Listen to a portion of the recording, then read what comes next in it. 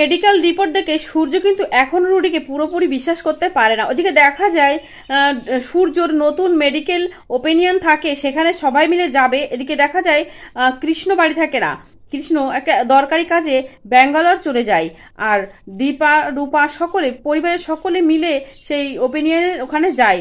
আর এদিকে রুডি মনে মনে ভাবে খুব আনন্দ হচ্ছে সবাই, না এটাই সুযোগ, কৃষ্ণ বাড়ি নেই রূপা, তোমাকে শায়েস্তা করার এটাই সুযোগ, আজ রাতেই আমি তোমাকে শায়েস্তা করব। সবাই যখন বাড়ি থেকে বেরোবে রুডি তখন বলে আমার শরীরটা একদম ভালো লাগছে না সোনা, তোমরা সকলে চলে যাও, আমি বরং রেস্ট নিই, আমার শরীরের উপর দিয়ে এত ধকল গেছে আমি আর নিতে পারছি না।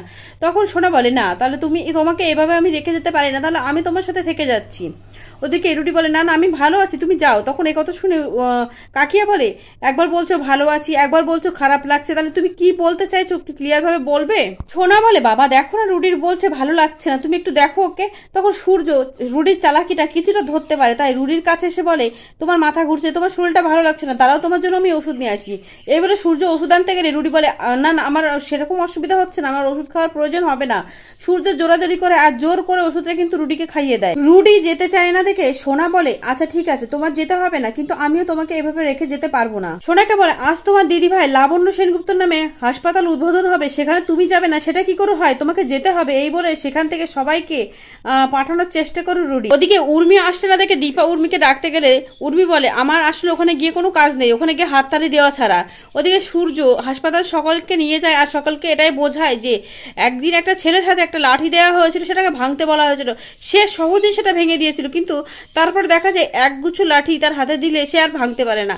তখন উর্মিকে বোঝায় উর্মি এই পরিবারটা একা হলেই সবাই ভেঙে দিতে পারবে এই পরিবারটাকে, কিন্তু এই পরিবারটা সকলে মিলিয়ে থাকলে আমাদের পরিবারটা কেউ ভাঙতে পারবে না। ওদিকে দেখা যায় বাড়িতে যখন কেউ থাকে না তখন রুডি তার মাকে ফোন করে বলে মা তুমি চুপ করে শান্ত হয়ে থাকো, আমি সবকিছুর প্রতিশোধ নেব, শেষ করে দেবো, সব শেষ করে দেবো, আর শুরুটা করবো ওই রূপা সেনগুপ্তকে দিয়ে, ওকেই আমি শেষ করব প্রথমে।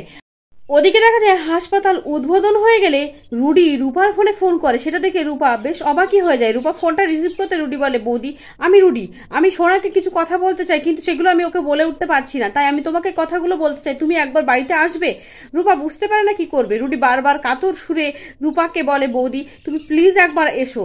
রূপা রুডির কথাই গলে যায় আর রুডির কথা বিশ্বাস করে সে একা বাড়িতে চলে যায় আর রুডির ফাঁদেই পা দিয়ে ফেলে। ওদিকে রূপা রুডির সাথে দেখা করতে যাওয়ার আগে তার মাকে একটা টেক্সট করে যায় আর সেই মেসেজটা দীপা দেখতে পায়। দীপা রূপার মেসেজটা দেখে মনে মনে ভাবে রূপাকে কেন একা ডাকলো, এই সব কথা আমি কাউকে বলতে পারবো না, তবে আমাকে এখনই বাড়ি যেতে হবে, পরে আমি সবার সাথে কথা বলে নেব। এই বলে দীপাও কিন্তু তার পরপর সেখান থেকে বেরিয়ে যায়।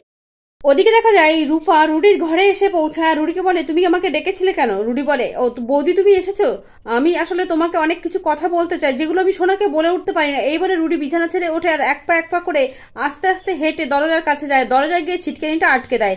তখন রূপা বলে কি তুমি দরজা আটকাচ্ছ কেন? তখন রুডি হাসতে থাকে। রুডির হাসা দেখে রূপা বুঝতে পেরে যায় এই সবকিছু তার ফাঁদে সে ফেসে গেছে। এখন সে কি করবে, নিজেকে কিভাবে বাঁচাবে? রুডি রূপাকে বলে কি ভেবেছিলিস তোকে আমার প্রাণের কথা বলতে তোকে এখানে ডেকেছি? না, তোর বোন আমার টার্গেট ছিল না, তুই আমার টার্গেট ছিলিস, কিন্তু তোর বোন আমার ভুল রং নাম্বার হয়ে গেছে। এই বললে রূপা রেগে গিয়ে ঠাটিয়ে রুডির গালে চড় মেরে দেয়। রুডি রূপার সাথে অসভ্যতামি করার চেষ্টা করে। এক পর্যায়ে রূপাকে বিছানায় ফেলে দিয়ে রুডি অসভ্যতামি করার চেষ্টা করলে রূপা হাতের কাছে একটা ফুলদানি পায়, সেটা তুলে রুডির মাথায় আঘাত করে। একবার নয় বারবার রুডির মাথায় আঘাত করলে রুডি এক পর্যায়ে অজ্ঞান হয়ে যায়। আর তখনই দেখা যায় রূপার মা করে চিৎকার করে সেখানে দীপা ছুটে আসে। দীপা ছুটে এসে দেখে রুডি অজ্ঞান অবস্থায় মাটিতে পড়ে আছে আর রুডির মাথা দিয়ে রক্ত বের হচ্ছে। রূপা বলে মা আজ আমি সত্যি সত্যি খুন করে ফেলেছি, আমি হিংসুকুটিকে বিধবা করে দিয়েছি, ওই রুডি আমার সাথে অসভ্যতামি করার চেষ্টা করছিল, আজ আমি খুনি হয়ে গেছি মা, আর আমাকে কেউ বাঁচাতে পারবে না, আমার তো ফাঁসি হবে মা, আমি চলে যাব, আমি আবারও আগের মতো পালিয়ে যাব, আমি জেলে যেতে চাই না মা। তখন দীপা বলে তুই তো খুন করিসনি, খুনটা আমি করেছি। একথা শুনে রূপা অবাক হয়ে যায়। রূপা বলে না মা, খুনটা তো তুমি করনি। তখন দীপা বলে তুই চুপ করে থাকবি একদম, তোর জীবনটাকে আমি এভাবে নষ্ট হতে দিতে পারি না। তো বন্ধুরা রুডি মারা যাক, তোমরাও এমনটা চাও তো? যদি চাও তবে কমেন্ট করে জানিও। আর অনুরাগের 6 সিরিয়ালের আগামী আপডেটগুলি পেতে আমার চ্যানেলটি সাবস্ক্রাইব করে আমার পাশে থেকো। ধন্যবাদ।